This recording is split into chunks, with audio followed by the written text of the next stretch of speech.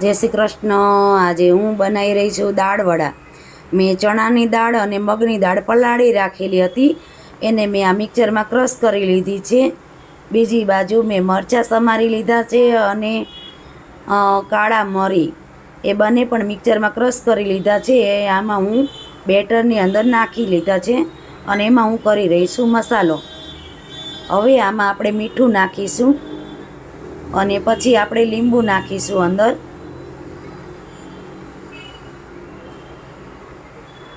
લીંબુ નાખ્યા પછી આપણે ધાણા જીરું નાખીશું અને ખાંડ દળેલી નાખવાની થોડી, અને ખાવાના સોડા નાખવાના। થોડી વાર હલાવીને મૂકી રાખવાનું।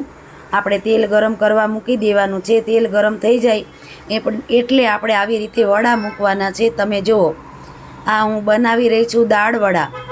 અત્યારે ઝરમર ઝરમર વરસાદ આવતો હોય એટલે દરેકના ઘરમાં ભજીયા, ગોટા, દાળ વડા આવું બધું બનતું જ હોય છે।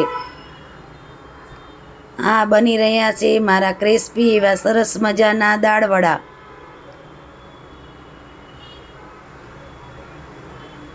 જો તમને મારા વિડીયો સારા લાગે તો લાઈક કરો, શેર કરો, સબસ્ક્રાઈબ કરો। દાળ વડા ખાવાનો આનંદ।